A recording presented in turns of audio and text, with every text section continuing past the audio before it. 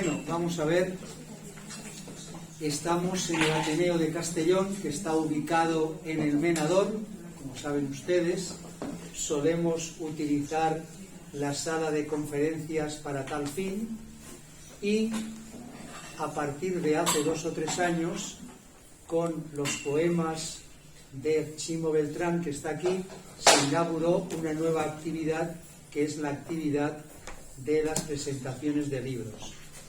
Piensen ustedes que si en España se publican o hay hasta 85.000 publicaciones entre libros y revistas, pues entre los socios del Ateneo también hay un plantel de escritores, tanto dramaturgos, novelistas, poetas como ensayistas, que desean presentar su libro en el Ateneo.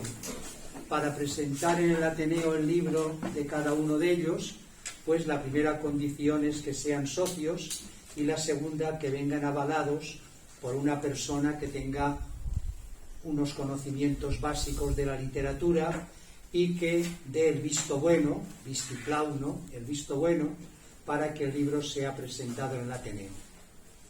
Tenemos muchas solicitudes, afortunadamente, de presentaciones de libros, y creo que es una actividad que va a más, dado, como decía antes, al número de escritores que hoy tenemos. Bueno, pues esta tarde vamos a presentar un libro de una escritora reconocida, muy reconocida aquí en Castellón, que es María Roca Guía. Todos ustedes la conocen. Es una persona inquieta culturalmente, que tiene en su haber varios libros de poesía y además también sobre ensayos. Me dijo a ver si podía presentarle el libro. No es la primera ocasión que le presento el libro, y lo hago con mucho agrado. Leía esta tarde, u oía, mejor dicho, unas palabras de Jorge Luis Borges hablando sobre los prólogos.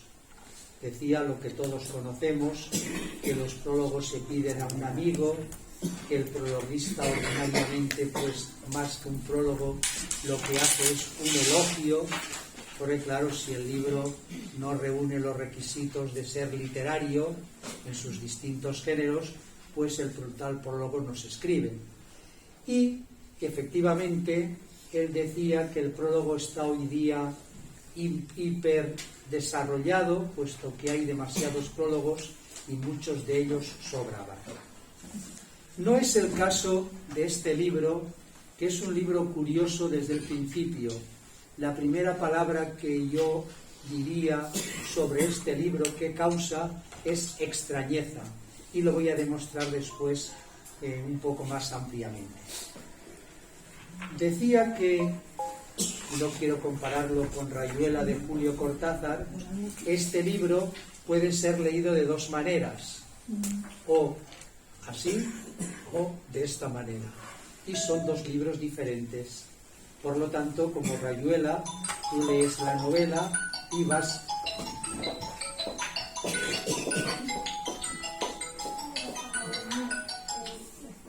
y, como decía un profesor, con el precio de una novela tienes 2, puesto que puedes leerla de forma diferente. Este no es el caso, porque subyace en todo el libro el yo autobiográfico, porque esto es un retrato, esta es una expresión lírica de la autora María Roca. Dicen los entendidos en teoría literaria, que muchos escritores, sobre todo en la época clásica, utilizaban un yo que no se identificaba con el yo autobiográfico, sino que el yo es la persona gramatical propia de la poesía, como la tercera persona, el él, ello, es de la novela, y el tú es del teatro. Aquí, todo quien conozca a María Roca, todo el libro está transido e impregnado de la personalidad, de la biografía de la propia María Roca. Ahora voy a darles unas ideas muy brevemente, porque aquí el protagonismo esta tarde lo tiene la propia María, y no quiero hurtárselo de ninguna de las maneras, pero creo que este libro merece unas consideraciones previas para que pueda ser mejor leído si uno no es muy ducho, muy perito en temas literarios. He dicho antes, y lo reitero, que es un libro propio de una filóloga. Este libro difícilmente alguien que no haya estudiado filología lo hubiera podido escribir, difícilmente, por las razones que también voy a decir a continuación. ¿Cuál es la estética? ¿En qué estética, en qué movimiento literario se fundamenta esta creación poética de María Roca? Es un libro que bebe en las fuentes del vanguardismo.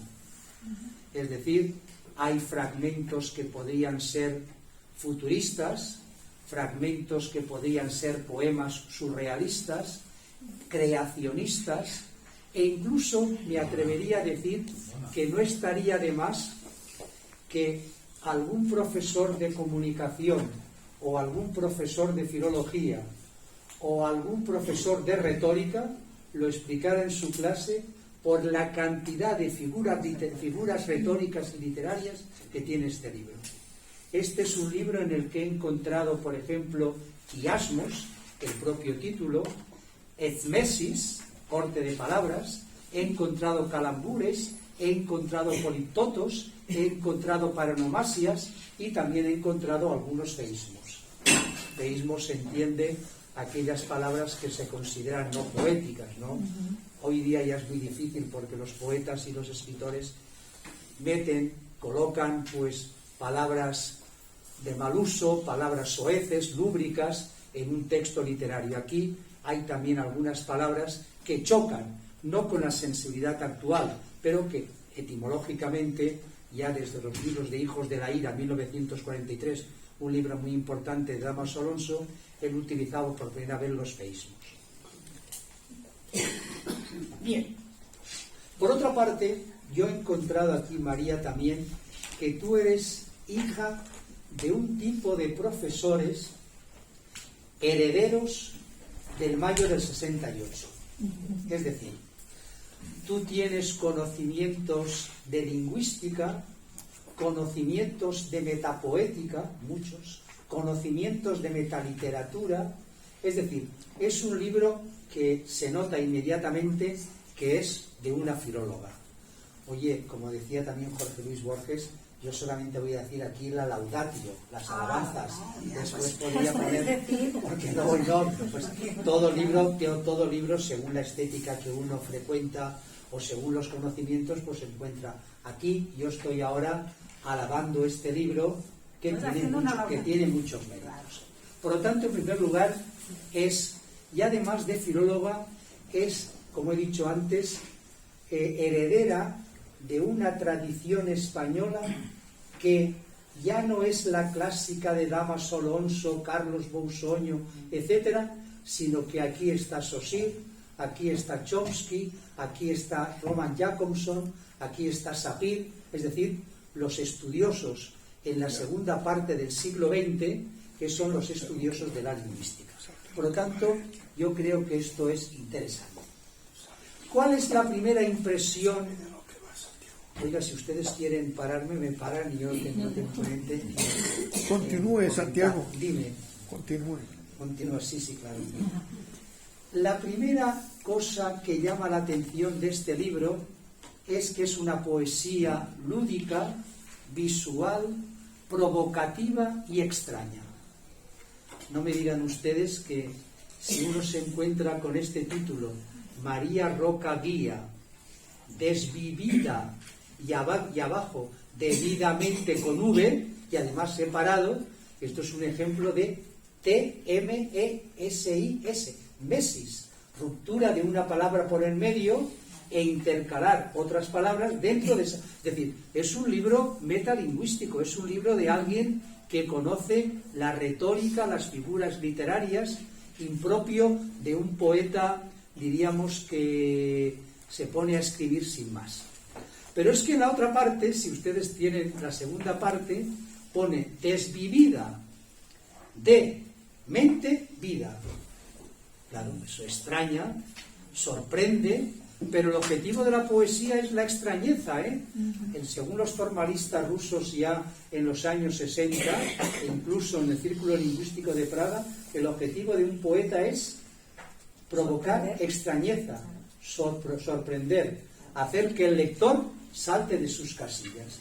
Y tú lo has conseguido, porque lees este libro y te sorprende cómo construye las palabras, con faltas de ortografía y faltas de sintaxis, pero conscientemente.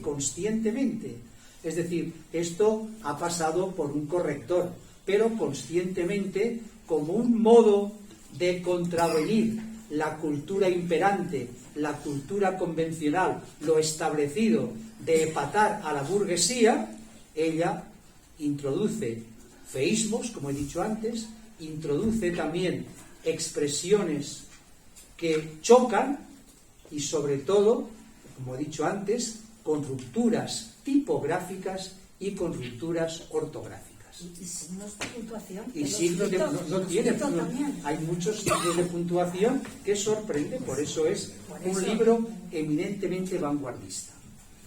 Por otra parte, como he dicho antes, es una poesía del yo, es una poesía directa, sin tapujos, sin veladuras, sin cortapisas, sin convenciones, sin pudor alguno. Es una poesía impura, una poesía deshumanizada, una poesía, como he dicho, de expresar la realidad, sus sentimientos, sin ningún tipo de cortapisas ni convención alguna. He hablado de las figuras retóricas. Es una poesía visual, muy propia del Vicente Huidobro, el chileno, y aquí en España del autor del Ciprés de Silos, Gerardo Diego, y además es, como he dicho antes, un libro vanguardista. Pero por otra parte, es un libro transido, impregnado de lecturas. Esto no es un libro que sale espontáneamente, sino que hay un destacado culturalismo y un cierto exhibicionismo de cultura. Introduce elementos musicales, introduce elementos literarios, introduce elementos de la historia de la cultura en general. Es un libro también de rebeldía, es un libro, diríamos, sin ningún tipo de tapujo, y que, por otra parte, también muy vanguardista, busca la provocación y busca también que sea un libro performativo, que quiere decir que desea y solicita del lector que actúe, que participe. Por ejemplo, un poema que está escrito en forma de clepsidra, como leeré después, poemas, por ejemplo, en forma tipográfica de ruptura, de una gran expresividad, pero tiene una característica importante que le da un cierto clasicismo, no es un libro clásico. Y este clasicismo es lo que Dámaso Alonso hablaba de los finales cerrados, bien peinados, es decir, los epifonemas. Aquí, por ejemplo, encontramos versos categóricos. Ha estado jugando durante 2 páginas, porque es un libro lúdico, como he dicho antes, pero al final hay unas frases categóricas que son el mensaje que martillean al lector.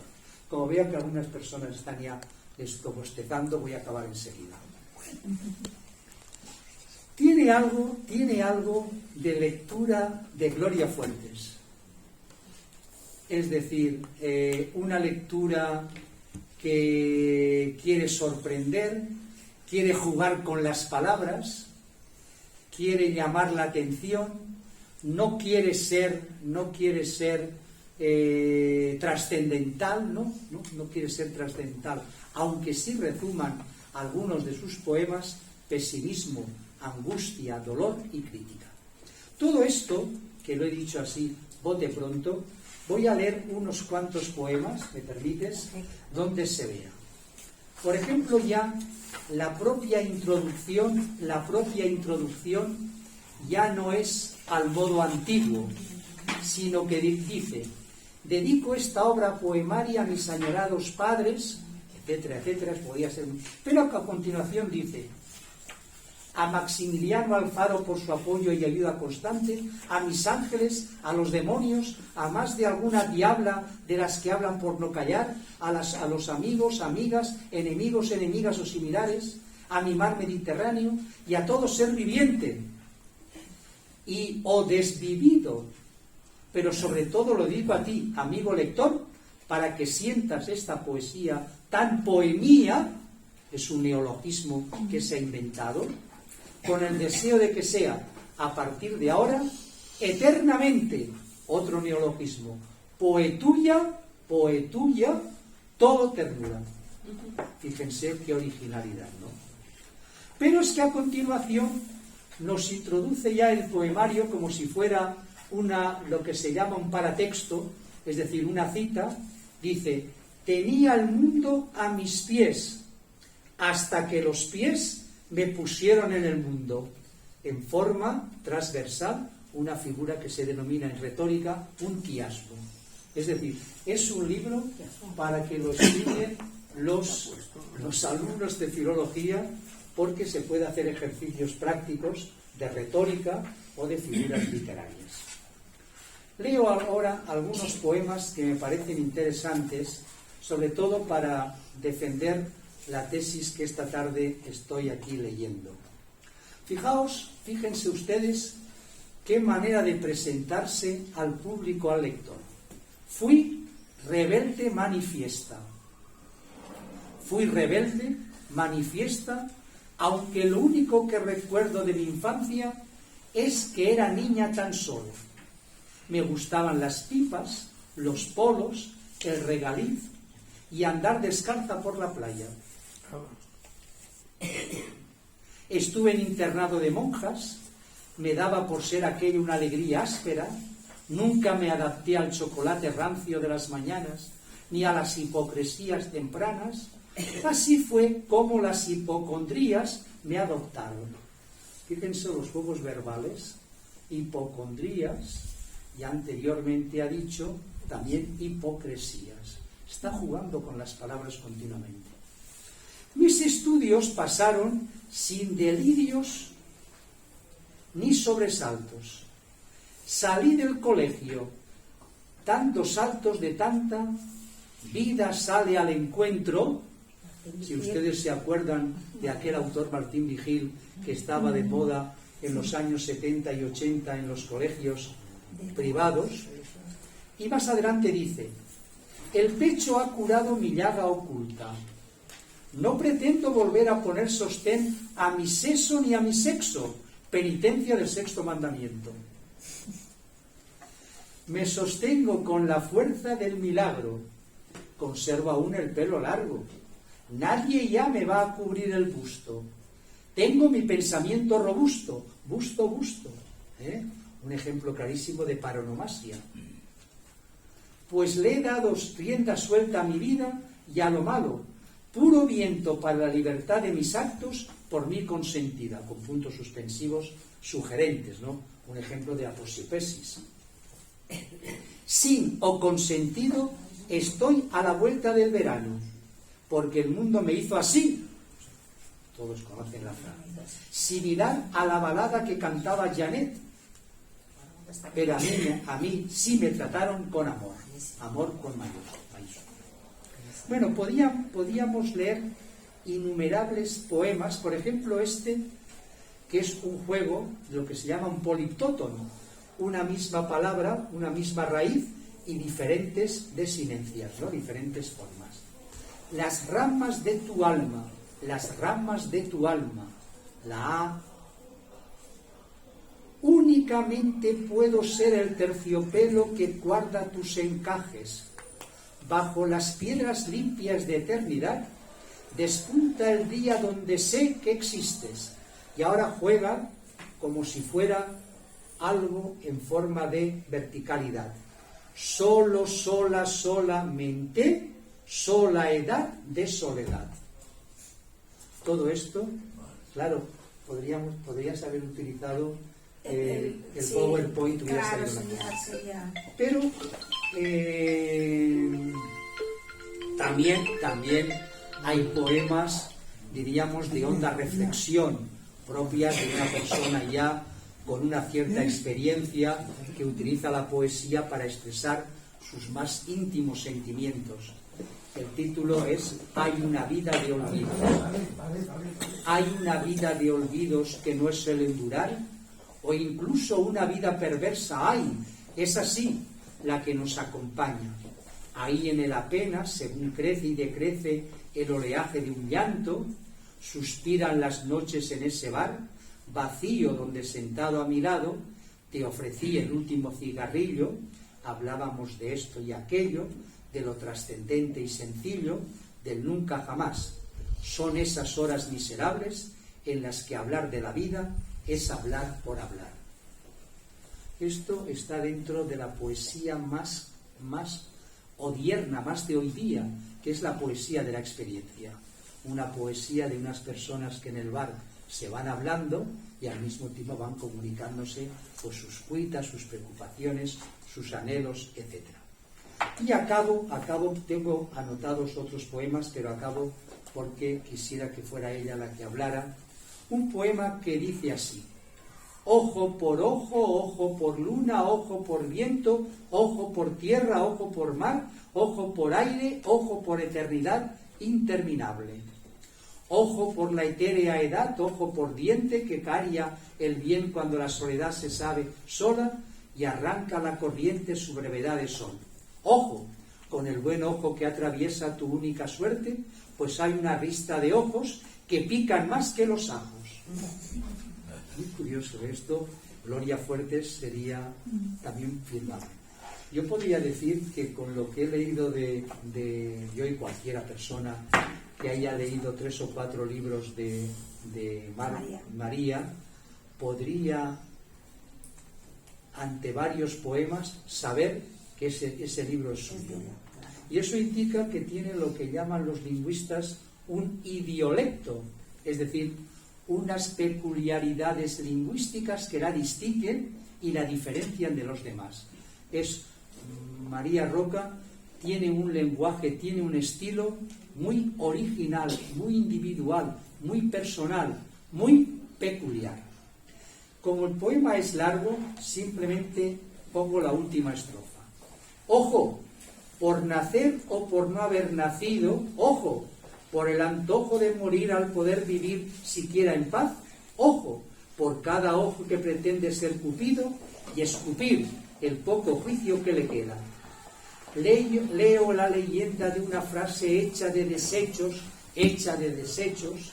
hasta una letra me ha caído el entrecejo, justo en medio de los ojos. Se me inundan los huesos de un infinito de alas que van de rama en rama como hijas de tus ojos. Riman solo con las olas ojerosas y con tus huellas errantes tras un guiño de océano. ¿Dónde está la luna? Esto sería de Rafael Alberti propiamente también firmable. Quizás en tus labios rojos o entre mis manos mismo. Ojo por eso. Yo creo que se puede disfrutar con este libro de poemas, disfrutar y aprender las cualidades humanas, lo que realmente la visión del mundo, la cosmovisión de la vida que tiene María Roca, y al mismo tiempo, sobre todo, saborear, apreciar, justipreciar el estilo tan peculiar y personal que tiene. Muchas gracias y sobre todo, enhorabuena.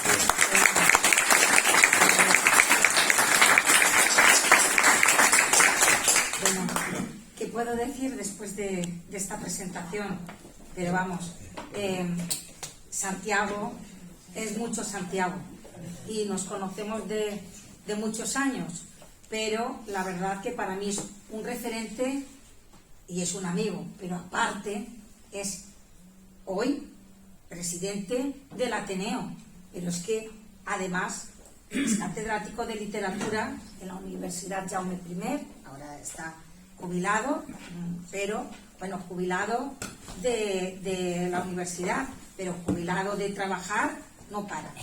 Licenciado en Derecho, licenciado y doctor en Filología Hispánica por la Universidad de Barcelona, y bueno, y un sinfín de... Que no pararíamos hasta... Que no, es que no llegaríamos a hablar del libro, porque él tiene un currículum inmenso, y simplemente decir que aparte de todo eso, yo lo considero como un amigo, tanto a Marisa como a él, lo conozco desde hace muchos años, eres un referente, eres para mí un maestro, porque me ha aconsejado muchas veces, nunca me enfado con él, no me puedo enfadar, porque es sabiduría pura, y claro, y yo he aprendido de los mejores, y uno de los mejores, sin duda alguna, para mí es Santiago Fortuño. Y en este día tan especial, que es un 30 de abril de 2026, en el que cierro una etapa, porque yo quería que estuviera la gente amiga, que sí, que todos los que estáis sois, no están todos los que quisiera, porque no pueden, pero los que estáis, sabed que este día para mí es especial, porque murió mi hermano en el 2018, para mí fue un cambio radical de vida. Sí que es verdad que ha habido una sequía en cuanto a publicar, pero me he dedicado a escribir mi día a día. Sí que es verdad lo que dice Santiago, a mí me gusta mucho crear, me gusta jugar con las palabras, yo construyo y deconstruyo al mismo tiempo, y sí que es verdad que desvivida es una palabra que pues me define muy bien en estos 8 últimos años, porque así me siento. Hay dos partes muy diferenciadas, pero que se pueden leer y tienen la misma importancia una que la otra, pero son coetáneas. Yo soy una y la otra. Son dos voces y muchas más voces, pero son estas dos voces. Y yo aquí, para no irme un poquito, que si no me voy, digo que este libro se caracteriza por la lucha entre la razón y la fe. De ahí nacen estas dos partes, como os he dicho, en mi existencia. Debidamente, que es un juego de palabras, por eso está separado, no es debidamente con B, sino es debidamente. Debidamente, ¿qué quiere decir? Y de mente vida, es la otra manera. Debidamente es lo que en estos 8 años ha esperado el mundo de mí. ¿Qué ha esperado? Que me comportara debidamente, a pesar del sufrimiento y de la angustia compulsiva que sentía, y la pérdida de rumbo, que pues la verdad que me acechaba en todo momento. Pero tienes que sobreponerte a todo esto y mantener el tipo. Hay que sobrevivir, y esta es la primera parte, desvivida debidamente. Pero también está que has de dejarte llevar, eso es así, es una faceta más racional, si dijéramos, ¿no? Donde predomina más la razón, más lógica, más pragmática y quizá más conveniente, porque lo sensato es que te pongas en piloto automático y que te dejes llevar, porque si no vas mal. Por otro lado está la parte de mente-vida, en donde la mente se apodera de la vida y te sumes en el caos. Pero tienes que apartarte de la realidad, porque la realidad, el mundo exterior es adverso a ti en este momento. Y para protegerte, porque si no puedes llegar a la autodestrucción, tienes que adentrarte en tu universo interior. Aunque apenas te reconoce tampoco, eso lo digo en uno de mis versos, apenas te reconoce tampoco. Tienes que ir desbrozando hasta llegar a la esencia tuya, a lo que es la esencia tuya. Y lo haces de forma obsesiva muchas veces, ¿no? Cruel, porque tú misma te auto, ¿no? No sé, te autolimitas, ¿no? Y dices, y te das de golpetazos tú misma. Pero también es terapéutica, valga la contradicción, porque yo soy una contradicción en mí misma. Tú ya lo sabes, que soy contradictoria en mi vida y contradictoria, por supuesto, en los libros. Toda la desvivida completa es una contradicción en sí misma. Solo quiera creer, es así, aunque esa fe no nace de la certeza lógica, sino de la voluntad de creer a pesar de la duda. Soy, digo en uno de mis versos, una Unamuno bueno y mártir. Es como el San Manuel bueno y mártir, que el pobre no tenía dudas. Pero, ¿qué tenía que hacer? Pues el sermón que daba a sus feligreses, pues él no transmitía, quería, pues lo mismo es así, ¿no? Lo que quiero hacer yo. Muchas veces, pues lo exterior, lo que yo muestro, no es lo que llevo dentro. ¿Entendéis lo que quiero decir? Esta lucha entre la fe y la razón es una agonía constante, pues la fe siempre es un acto de voluntad, es un salto al vacío que se justifica con la necesidad vital. La fe es la única manera de superar la desesperación. La vida consiste en elegir, y es de esta forma como se va desarrollando nuestra existencia, y este libro también, y mi vida diaria. La libertad se relaciona con la angustia vital. Aquí en la página 39 de Trato de salirme de la raya, en Debidamente, es un poema que dice así. Y además, pues, los versos, como muy bien dice Santiago, es visual. Dice: tengo muchos miedos confundidos cuando el cerro es ya una piedra. Este domingo el sol se sentó ruborizado en el parque y yo, sin ton ni son, he pensado que aún no es tarde. La dignidad me acecha justo antes de ese minuto en el que debo, por fin, guardar las faldas en el fondo del armario o sobre el largo de mis piernas. Ahí está. Es así. Bueno, pues mi poesía es un largo testimonio de lo que he vivido, bien física o bien mentalmente, por medio de la fantasía, de los sueños. Es lo que uno vive por dentro, como os he dicho antes, y lo que vive por fuera, y no siempre coincide, no tiene por qué coincidir siempre.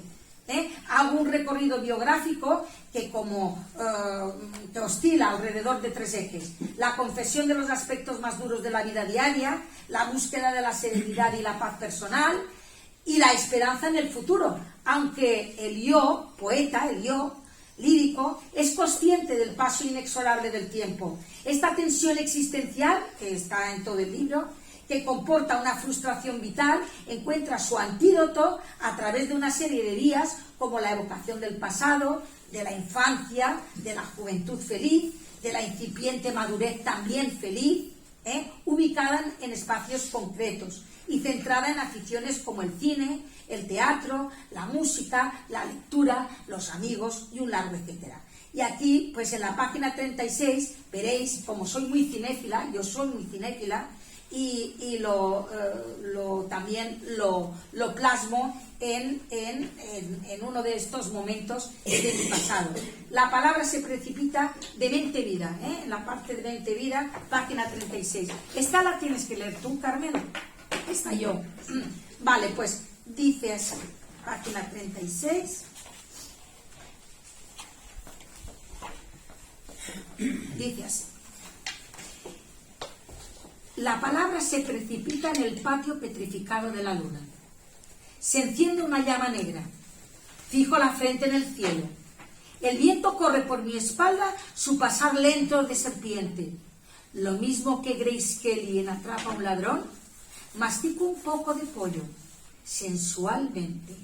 Estoy sobre una roca en el mirador de la Côte d'Azur. Delante de mí, entre desbandadas de horizonte, contemplo las facciones de un incandescente Gary Grant. Me pide un pitillo. Respira el champán pícaramente en un beso. Siento que en el deseo de mis labios hay otros labios. Sueño con un príncipe casi azul. Un pescado plateado vuela. Llega un pájaro que ríe en lo alto de la palabra. Es un día de calor, por cierto. Veo al sol fumar su propio fuego. Una gota de tinta orada el cemento. Dibujo en la página un verso de hierba. Canta el gallo por su pecho partido a cuchillazos. Las 6 o'clock. Clock, clock, clock. Se cierra el espacio y caigo al otro lado del aire. Hablo a solas, oblicuamente junto a las sombras. Escribo a contracorriente. Tengo un corazón que monta un caballito de mar bajo un cielo subvertido. Se aleja de todo. Está fuera de sí, hasta de su latido. Vivo su ser star. Mi destino alumbra la raíz de la memoria mientras una letra reposa en el olvido. Nada se mueve, solo la hora crece, se dilata, ya es verano. Pues bueno, sigamos un poquito. Dice, este recorrido biográfico, que muy bien ha dicho el profesor Fortuño, porque es un libro autobiográfico, donde me he quedado, dice, se convierte en descarriado, en ulceroso, en solitario, en quejumbroso, cuando me ensimismo en estos últimos años, en estos 8 años. A través de mis poemas, de mis reflexiones reflejadas en cada una de las líneas de este poemario, de mis escritos o pensamientos, he ido reproduciendo este amplio diapasón en donde se perciben las variadas modulaciones del dolor y el vano empeño de vencerlo. He reflejado en mis versos mis múltiples intentos para que el tiempo se salga de sí mismo, de su linealidad, de su simetría, poder volver al pasado, a ver si ese día se puede cambiar. Y ahora sí que entra Carmen Bellés Roig, a recitarnos podría estar aquí Ahí o aquí mismo. o aquí. Tú eres además profesora, compañera mía y del grupo de teatro junto a... Podría haber sido un cigarrillo medio consumido en un cenicero, o la mecha que queda de la vida después de haber no vivido su todo. Podría haber sido las 5 de la madrugada desfilando por los hospitales, por las cárceles y revertir el futuro. Podría haber sido un recital de poesía a beneficio de los más desvalidos, o tal vez la espina dorsal de la conciencia que mira los pelotones de ejecución caídos del cielo. Podría ser la gaviota que vuela en las costas del silencio, o un adagio de rocas deslizándose plácidamente sobre las olas, donde un caballo persigue al diablo retorciendo la cola. Podría ser el coche que dobla la esquina, la inquina de mis errores, el ahora de tu adiós, el verano vestido de flores, aunque sean flores del mal. Podría ser el azul del amor reclinado en una lágrima de mar, ese mismo que suena en un vaso de whisky con el delgado volumen de los poemas de Baudelaire, o más bien la última canción arropando el invierno. Podría ser un no ser sonriendo al absurdo, o un recuerdo de una historia diferente que se ha llevado suavemente tus sueños a otro lugar. Podría haber sido incluso el infierno de los que te murieron. Podría retener su carne encarnando yo el papel del perverso converso, pero mi mea culpa no lo siente, lo siento. Podría tragarme una cinta elástica de versos como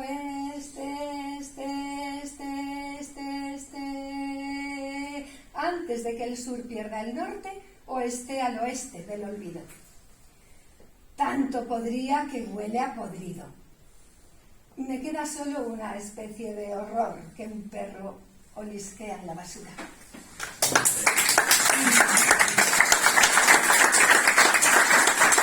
Amigo lector desconocido, sin más preámbulos, y es que para mí, yo poeta, la literatura se ha convertido en el devenir de estos últimos años, 8 años, justo ahora, ¿no? Mi realidad ha sido mi refugio, mi alma, mi terapia, mi destino, mi superación, mis dudas, como ha leído muy bien Carmen. Muchas veces he dicho lo de podría. No he podido hacer más, podría haber podido hacer, y este podría es así. Escribir me ayuda a salir de mi soledad, de mi vacío existencial, y creo realmente que es un ejercicio necesario, absolutamente necesario. Yo no sé si nací para escribir, para la poesía, y puede ser, como diría Octavio Paz, que mi voz sea un poco ronca, áspera, roca rodada, eso lo digo. o un jeroglífico de bilis, sudor y sangre. Puede ser que sean sustantivos sin adjetivos, cuya desnudez dibuja la muerte a su imagen y semejanza, a veces terriblemente inhumana. Y aquí en la página 49 de Delirio en lloros de colores, en Desvivida debidamente, lo explico. Página 49. Y digo así: delirios y lloros de colores. Dibujo tu recuerdo en lo que un día fue entraña de la roca, madre continua después de la muerte, manantial de un río transformado en poesía. Me resigno a mirarte reflejada en la estancia, y al oler tu fragancia me asomo a la ventana del verte piel adentro. Si yo pudiera hacer que volvieses, arrancaría a las musas mi canto y a todas las mieses su semilla, para que brotaras como un caballo blanco que me llamara siempre a galopar. ¡Ay! ¡A galopar! ¡Libremente! Sí, a galopar. Y yo devoraría mi pena, esa que tiene su propio lenguaje, su lúdico llanto. Un inmóvil pensamiento lo derriba el viento como el muro de tu alma inaccesible. No hay nada más duro ni más terrible que pintar el arco iris sin colores.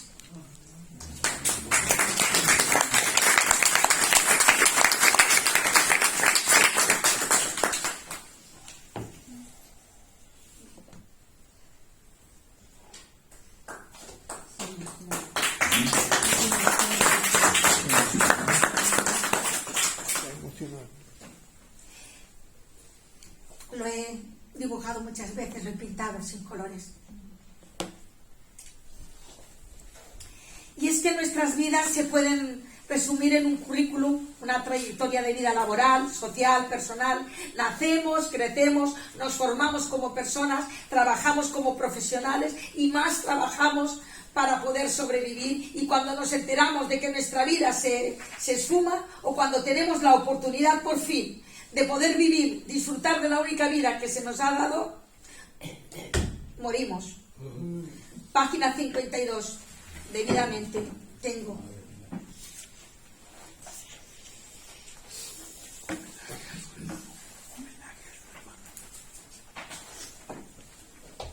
Tengo un deber, una deuda, con la tierra y sus entrañas. Día 30, y una lágrima. Fue en abril. Cuánto se ha vertido, y aún llorado florece cada estío, cada otoño, cada invierno, cada primavera añorada, acumulando uñas y años con esa incertidumbre inquieta de si alguna vez vendrá suficiente mundo para pagarte, suficiente mundo para pagarte. Ahí se queda. Y continúo. Hay poemas que son dagas al corazón de los que nos sentimos solos, desvalidos, vulnerables, por diferentes motivos: ausencias, presencias destructivas, desilusiones, sin razones, surrealistas, espejismos, esperpénticos, injusticias, malos sueños recurrentes, envidias, incapacidad de poder parar el tiempo, malos días, el día a día, sin más. Ya lo decía Lope de Vega. Nos mostramos alegres pero también tristes, somos leales pero traidores, ásperos, tiernos, y digo yo, y desvividos también, y vividores. En definitiva, somos contradicciones de nosotros mismos. De ahí la necesidad de tomar estas dos vertientes en mi poesía. Era necesario tomar estas dos vertientes, estas dos voces, ¿no? Es mi esencia, en definitiva. Desvivida debidamente y de mente vida, son voces gemelares, paralelas, convergentes, ensambladas, tan iguales y tan dispares al mismo tiempo.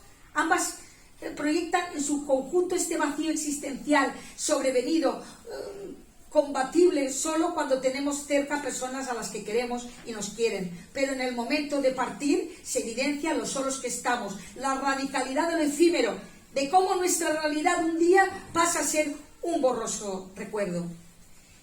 Veo una extrañeza, eso no la tenías. No pasa nada. Sí, sí que la tenía. ¿Sí? Pues venga, va. Bueno. En la página 30, página 30-31 de Mente Vida. Esto es muy distinto. Pues, veo una extrañeza. Una extrañeza ahí adentro, en el lecho de los helechos, como yo lo llamo.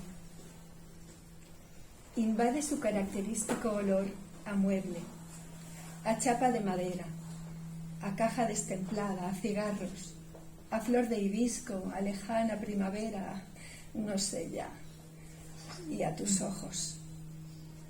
Se me ha destenido el recuerdo en este ahora fugaz. La lluvia azota la azotea, golpea el agua en el costado más llagado de esta casa sin techo.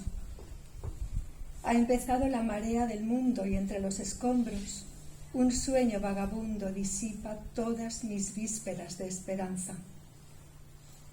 Otra vez estoy en danza, otra vez, otra y otra. Alguien se pasea en el opaco resplandor de la superficie. Lo inconsciente quiebra los peldaños, esos que año tras año han visto cómo se remansaba el frío al encender la luz. Hoy la bombilla se ha fundido. Nadie, sino yo misma, puedo iluminarme con lo que me acongoja o me conmueve a moverme, sin invertir el invierno que viene. Nadie es nadie, pero me falta solo un aún para entenderlo.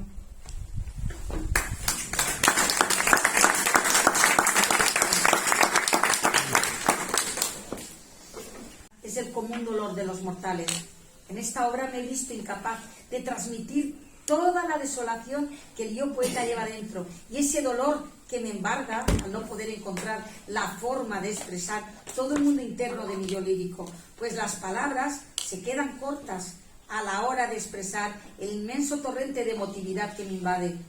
Como muy bien dice el profesor Córdoba, que es el que me hizo la presentación, compañero de instituto, Ribalta, que lo conoce muy bien Paqui, es que tal vez no hay nada peor que darse cuenta tarde de la soledad y el paso fugaz de la vida. En definitiva, de no haber descifrado suficiente los buenos momentos. Enterarse de que el tiempo pasa nos genera una gran angustia existencial o el sentimiento de culpa al no haber reaccionado a tiempo como debiéramos. En definitiva, de tener la sensación de haber perdido el tren de la vida. Es un gran sentimiento de culpabilidad el que nos acompaña al creer que no has hecho bien las cosas, no has sabido gestionar bien lo que la vida te ofrece. El sujeto de los poemas es representado como una sucesión de incertidumbres y cambios que desestabilizan la unidad imposible. De ahí ese desmembramiento. Soy medio mujer, digo, y medio hembra, desde que nací, en uno de los versos. Realidad versus caos, racional e irracional, doméstica y salvaje. Soy todo eso, ¿eh? Paso del negro al blanco en un minuto, pero soy toda yo. Es decir, soy racional e irracional al mismo tiempo. Soy, pues eso, familiar y un poco, dijéramos, apartada de... Pues es la temporalidad. En todo esto que os digo, tanto el pasado y el presente se superponen. La temporalidad es cíclica y hay un espacio mental sin salida. Figuras recurrentes del desdoblamiento del yo. Yo me desdoblo muchas veces, desdoblamiento en el espejo, como muy bien sabe el profesor Fortuño. Monólogo lírico continuado en primera persona, principalmente la nostalgia es algo en continua formación. La escisión de desvivida nos muestra una crisis de identidad, ¿no? De disolución del yo. En la página 27, tú eres el único de Mente Vida, ese no te he dicho nada. Si no, pasamos, que hay muchos, es que hay muchos poemas y tampoco no quiero aburrir al personal. Pasemos, si queréis. El espacio dramático es un escenario mental donde se proyecta la conciencia extendida de un único yo sometido al infierno de su ser en el mundo. Me uno a la imaginería de la irracionalidad surrealista, de la hipocresía, de la ambición del mal por el mal.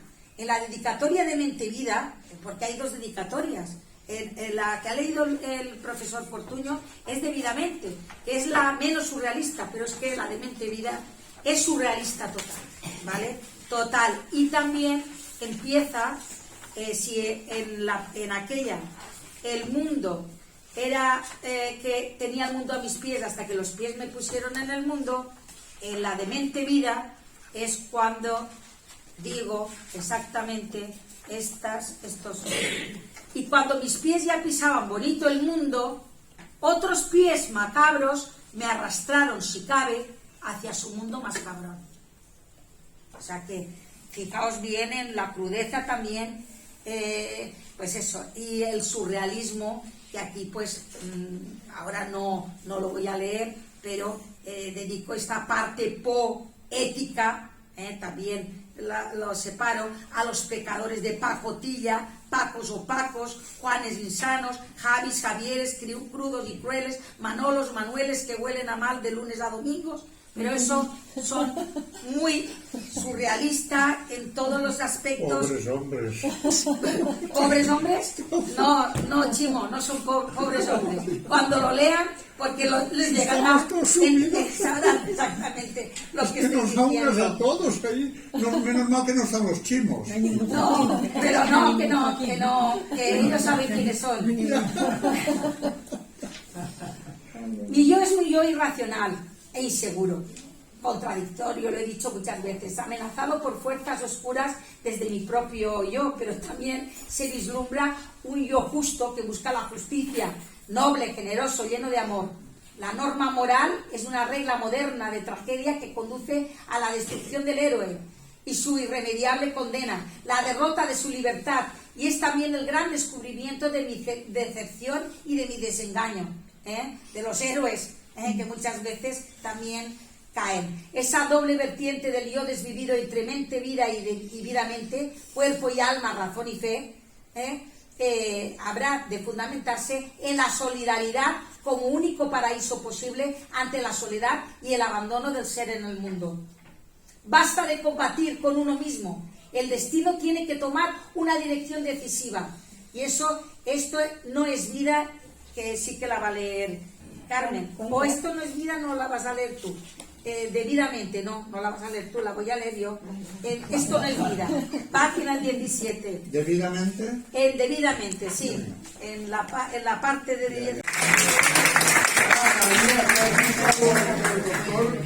Hombre, es que...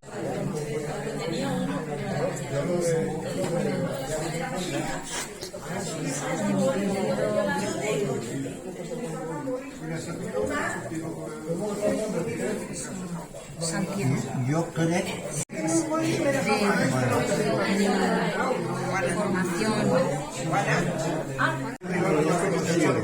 Si quieren mirar un no. Sí, ya, porque... María. El placer,